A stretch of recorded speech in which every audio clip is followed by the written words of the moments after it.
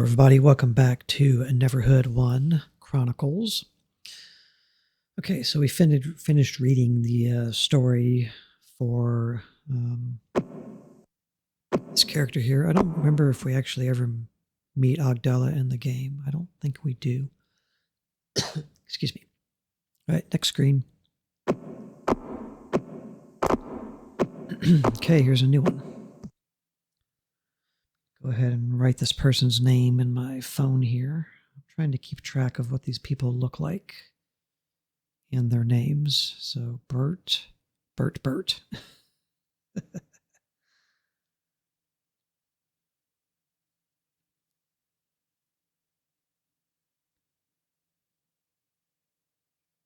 Okay.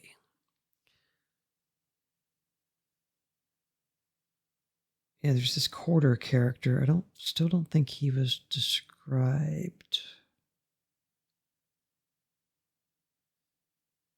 We got a little thing about him. Maybe we'll get more information about Quarter. I'm pretty sure we definitely meet Quarter.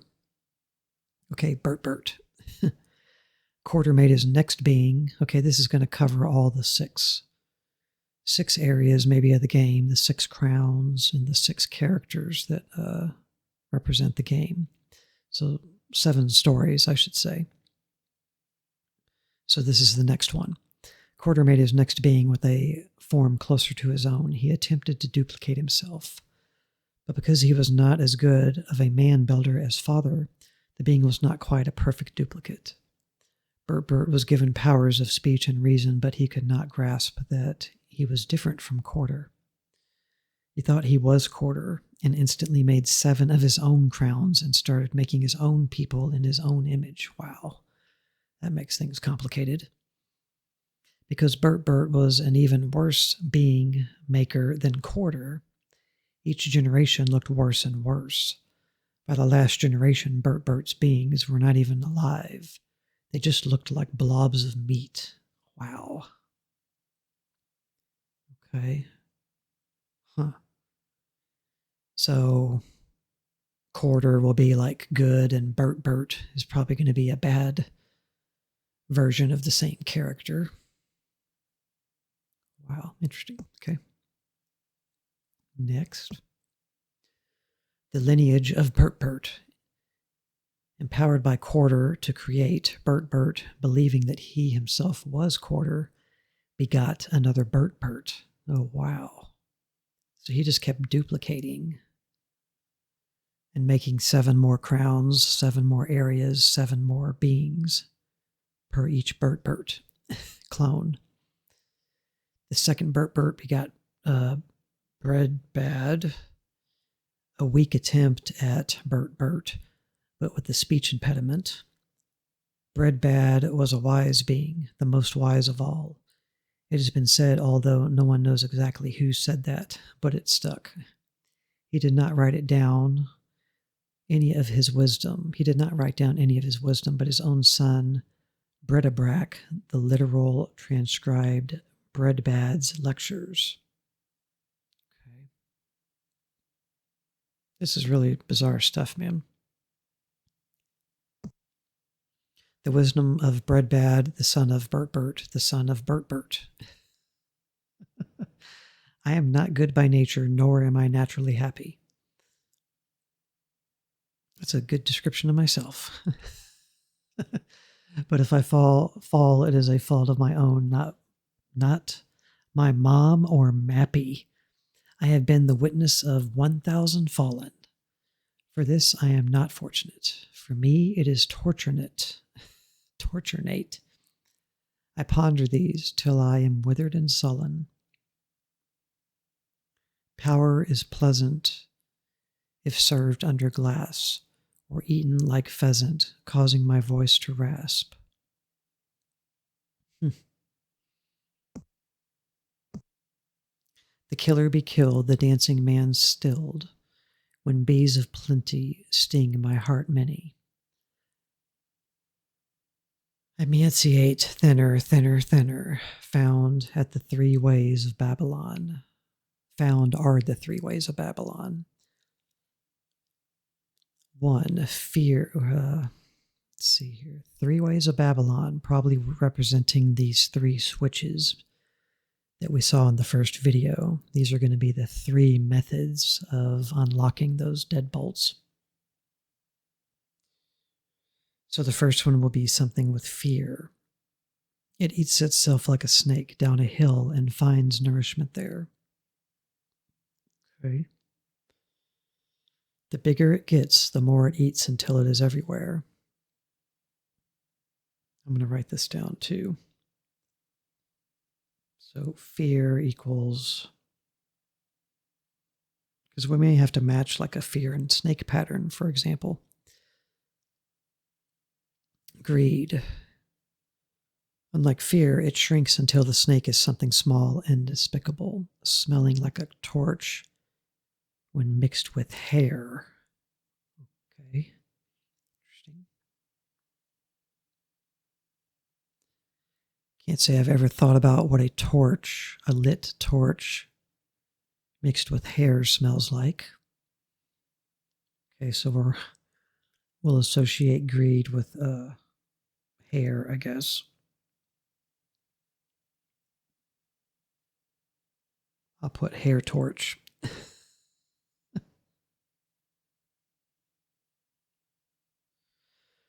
Okay, number 3 is going to be on the next part. Vanity. Is the snake thinking he has strong legs that can jump the stream? He floats belly up when caught in this snare. Snakes don't have legs, so I don't know why he would be thinking that. So,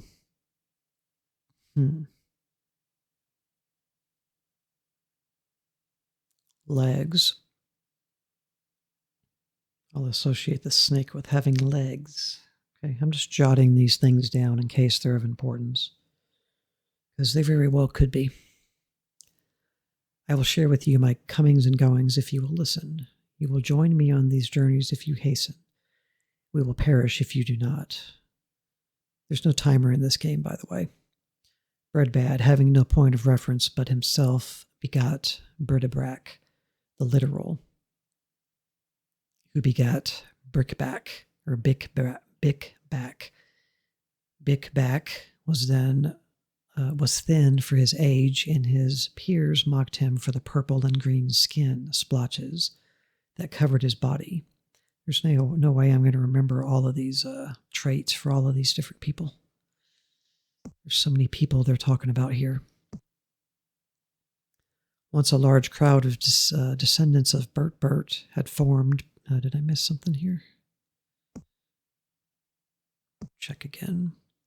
Okay. Go down here. I thought I missed a section of text. Mocked him for his purple and green skin. Okay, we're good.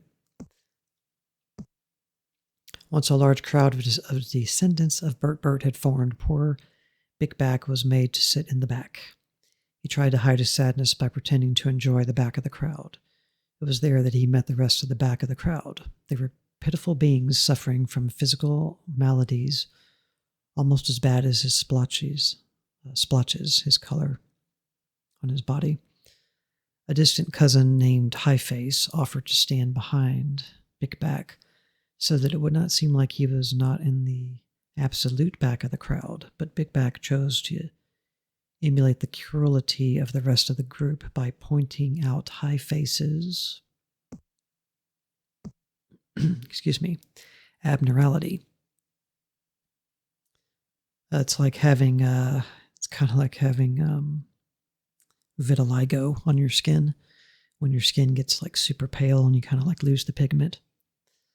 A tiny second head growing from his palm. Okay. That sounds like some Vampire Hunter D stuff going on there. There's an anime. Yeah, anime. I think he's a vampire. He is a vampire. And he has a head. He has a head or a face growing out of his hand that talks to him. It's a really good anime, by the way. There is a PlayStation 1 game, of Vampire Hunter D. It's kind of Castlevania-ish, but not as good. But there's one, possibly two, I think, anime movies. I've seen the first one. It's really, really good. If you like Castlevania, anime, horror, definitely go watch Vampire Hunter D. Anyway, that got me off topic. He sang a song about a thing with which a thing hiding in its palm. Everyone laughed at High Face for a while and praised Big Back for his entertaining, funny verse. High Face confronted Big Back regarding this display of cruelty, but Big Back sang the song again until High Face ran home crying.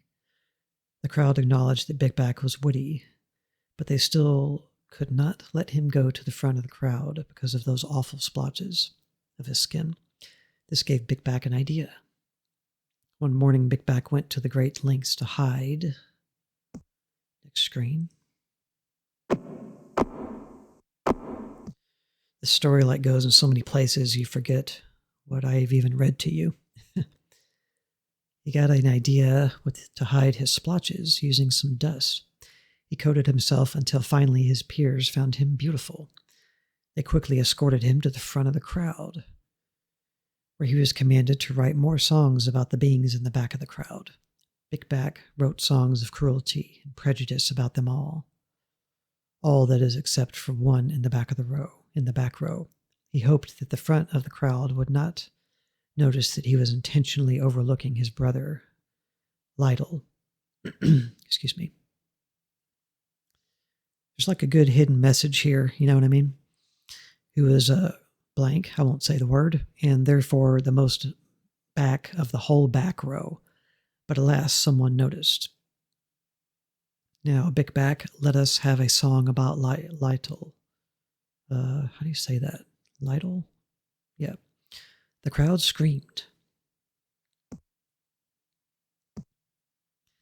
They figured that Big Back was saving a song about Lytle until the end, since it would be the funniest and easiest to write, given the subject matter. Big Back looked across the crowd at Lytle, who could only stare at the ground. Lytle was pitiful in his brother's sight, and Big Back hated him for not being perfect. Big Back walked over to his brother, who was drooling and looking very stupid. Lytle recognized his brother and decided to hug him hard, the way he always had. Lytle reached out and hugged Big Back, saying, "Lytle like Bix."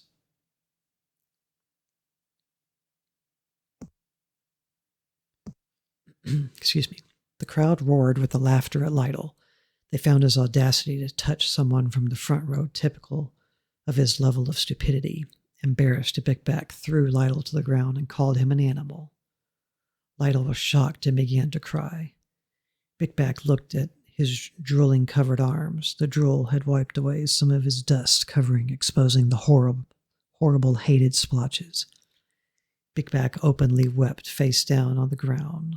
Lytle crawled over to him and held him. The crowd was uncomfortable. No one knew what to do.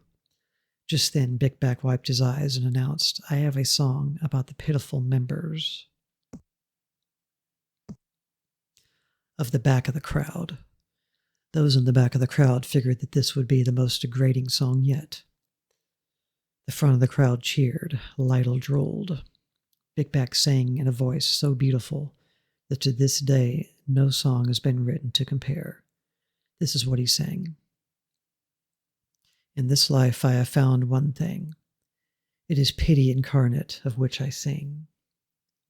You have been told about the back of the crowd, and I repeat it plenty loud.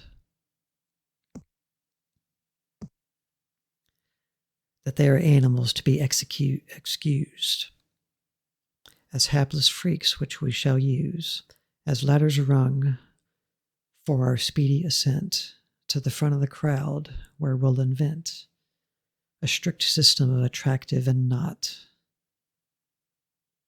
On which side of the net will you be caught? Align me, please, with the crowd's back. The front can for what I care. The front can for what I care go to back. I think that says hack. with their own standards based on their small group. If given the choice between accepting many or few, I will love the difference and accept the whole crowd. I will sing of my world long and loud. In my world I say that we low be tall. And so Brother Lytle is greatest of all. The entire crowd fell silent as Big Back walked over to his brother and held him, whispered in Lytle's ear, I'm so sorry, I've been a big fool. Lytle still just drooled. Some members of the crowd heeded Big Back's song and embraced the entire crowd. Excuse me. Others did not and made it their full-time concern to reestablish the lines between the front and the back of the crowd. Big Back lived in a happy life. He wed Phyllis, a demure little lady also from the back of the crowd. He begot Macmock, which means low is high. Macmock begot Macmac,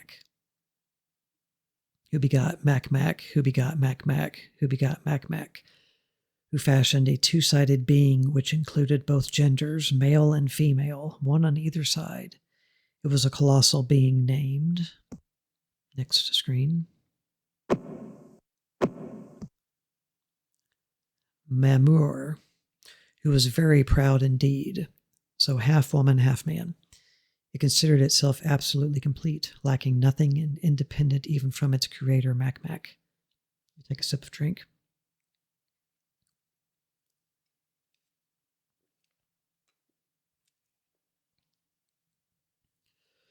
I mean, if you actually read all this back as a little kid, back when this came out in the 90s, I mean, it would freaking blow your mind. This is all blowing my mind right now. And I'm not a little kid anymore. Macmac could not stand for such conceit, so he made a huge crowbar with which he pried the being into two parts, a male being named Mean and a female being named Mavi, or Mavi. This is crazy, dude. It took all of Macmac's strength to pry the two halves apart, and when Mamur finally split, it sent the crowbar hurling out into space. As soon as the two half beings saw that they were no longer a singular whole, they started trying to put themselves back together, as you would. It's like being a conjoined twin. Can you be like a Siamese, well, not a Siamese twin, but just conjoined? Can you be a male, like a brother and sister that are conjoined? I think I've only ever seen two males that are conjoined or two females. I don't think I've ever seen a male and a female joined. That probably doesn't work or something.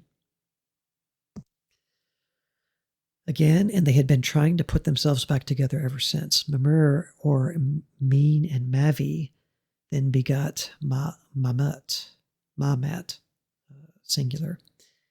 And the sons of Mamat were Ma-Much and Marzim and Ma-Tup and Menak. This is some wild stuff here. And the sons of Ma-Much were Mabes and Malvia and Magbas and Mamar and Maketbus. Okay. And the sons of Malmar were Mabesh and Maded. Now Maded became the father of Mormini, who became a mighty florist in his town. That's really impressive. He was a mighty florist before quarter. Therefore, it is said, like Mormin, a mighty florist before quarter. Okay.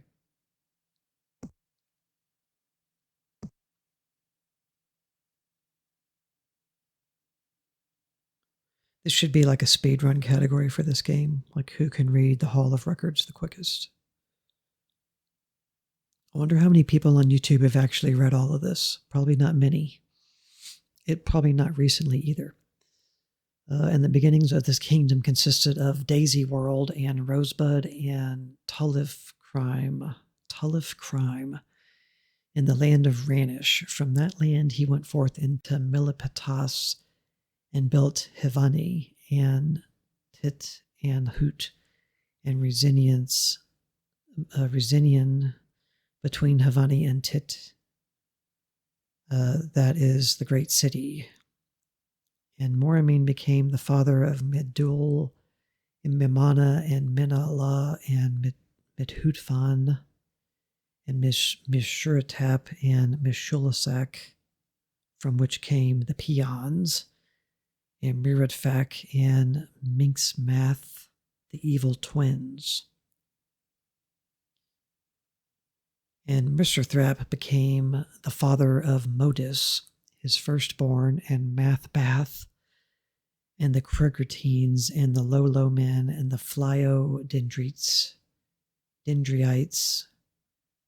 and the Shrub people, and Clay Wanters, and the Neo-Rezaziantins, and Briv, and the Manakite. And afterward the families of the Manakite were spread abroad. And the territory of the Manakite extended from Nodus as you go toward Modoc, Delano, and Truckee. Truckee is actually a city in California, and I know that from playing American Truck Simulator. And Chester and Alterus, as far as Lake Alamanor. Whew. So these were the sons of Malamut, according to their families, according to their languages, by their lands, by their nations. Modus then begot Mamin, who decided to wear a purple hood instead of a crown. Okay. Getting a little gangster. Mamin begat Mane, who liked hoods a lot, but hated his father's purple hood. So in rebellion, he went back to the crown-wearing tradition of previous generations. This gesture pleased Quarter so much that Manin was simply caught up into the presence of Quarter to live forever in peace with Father, but not before he was able to create a poor likeness of himself, Mani. So Quarter's experienced all this stuff up to this point with these people, meaning that Father is a god and Quarter is basically made in his image, I would say. So Quarter probably looks like Father does, even though nobody's even seen Father except for Quarter. But Quarter must be,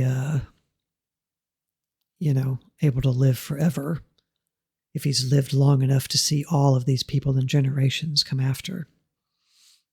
Because it said he was pleased by this one generation going back to not wearing gangster purple hoods, but back to the crowns. Who begot Wayne, who begot Faji, the founder of the famous Faha Nation, who begot Fepet, who begot Feep P, who begot Faye, who liked to sing loving songs for his sons. He sang by expelling air from between 5 flaps of flesh on his back. So interesting. So is this whole entire universe not made of clay? Or if it is, do the beings of this world or of the Neverhood think that their body is made of flesh and not actually clay? Because they're mentioning flesh. Faye sang this way as a sincere gesture of love for his many sons, but the perpetual honking and flapping of his songs echoed up into the ears of Quarter, who after many years of tolerance could finally take it no more. Quarter smote Faye with a bolt of energy, so intense that nobody ever found a trace of his body.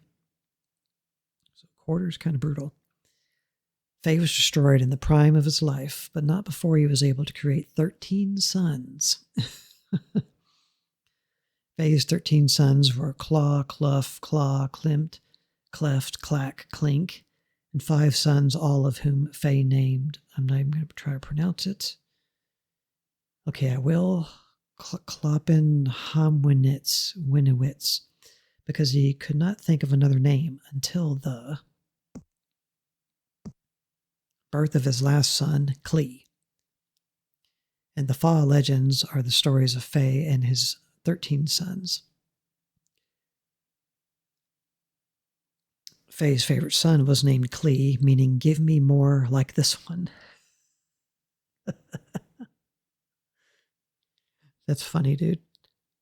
Name your favorite son something that means give me more sons like this one. Faye often had his sons watch the Fa cattle herd in an attempt to teach them the value of hard work and the responsibility of caring for the herd. Fa cattle had 3 genders: female, he-male, and 3 male. 3 males had the gender characteristics of all 3 genders.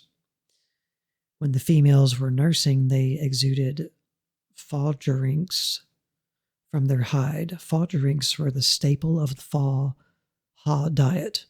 Clee was the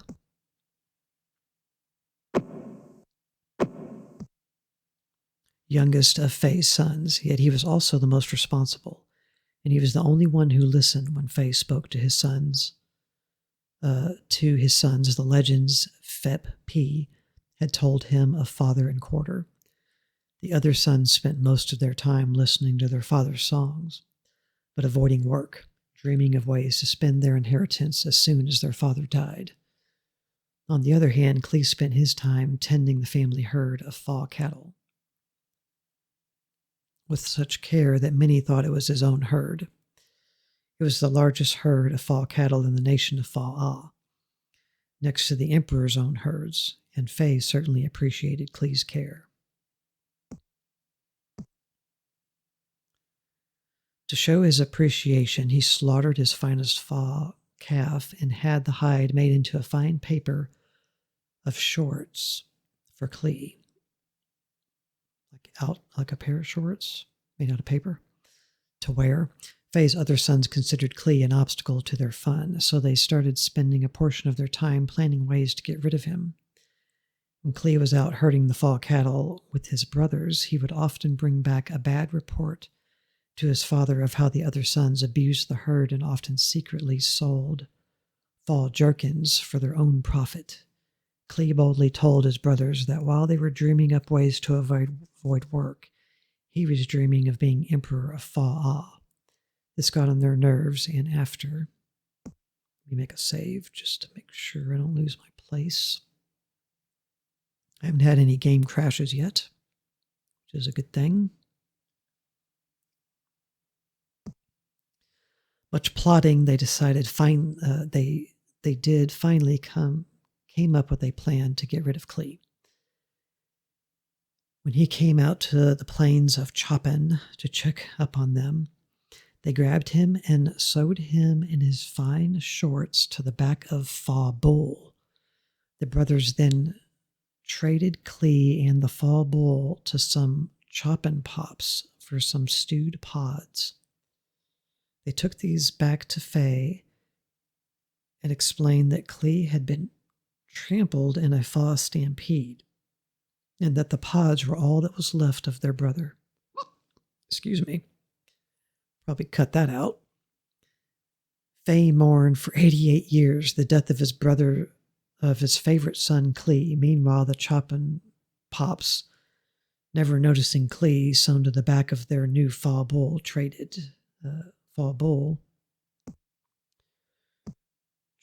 it to the emperor's herdsmen for a pack of Gaza smokes. Now an emperor likes a clean herd of Fa cattle, so his herdsmen scrubbed the Fa cattle daily. While they were scrubbing the new Fa Bull that Clee was sewn to, they noticed him crying out and begging to be released. The herdsmen released Clee to the custody of Portinchippa, the emperor's bodyguard. Portinchippa made Clee his butler, and Clee took on the responsibility much as he did with his father's herd of Fa cattle. Portinchippa was not home much, but with all the responsibility of his own job. But when he was home, he did not fail to notice Clee's meticulous care of the house and household matters. He actually did a better job than Portinchippa would have done himself. Portinchippa would have been jealous, but he enjoyed the spare time too much. And these days, each time, I'm just going to call him Chippa, had been out on one of his many trips away from home with the emperor, his wife. These names, man. Pet and Pipa started making eyes at Klee the way she should only be making eyes at Chippa. Klee was no fool. He knew what Peppa was up to, so he warned her with the warning his mother always used. He said, "If you don't stop making eyes like that, they're going to get stuck that way."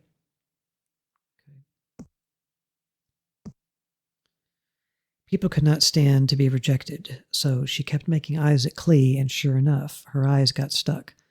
She lied to Chippa when he came home that night and told him Klee had dressed up like Chippa just to get her to make eyes at him. Chippa beat Klee to within a foot span of his life, then threw him into jail. Brutal. But Quarter did not forget Klee. Klee once again prospered because of his faithful conduct. After the jailer beat Klee to within half-foot span of his life, he put Klee in charge of all the prisoners.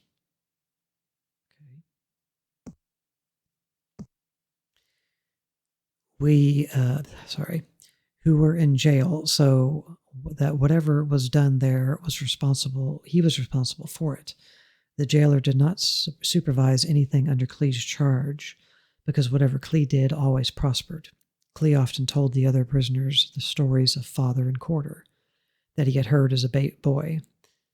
Then it came about after these things that the emperor's nephew offended the emperor by besting him at liver juggling. The emperor was furious with his nephew, so he took away his statues of emperor's nephew, gave it to some guy who happened to be walking by, and put his nephew in confinement in the jail, the same place where Klee was imprisoned. And with that, guys, we will stop this video right here as the story thickens. Thank you very much for watching. I appreciate it, as I always do. And I will see you in the next video. Bye.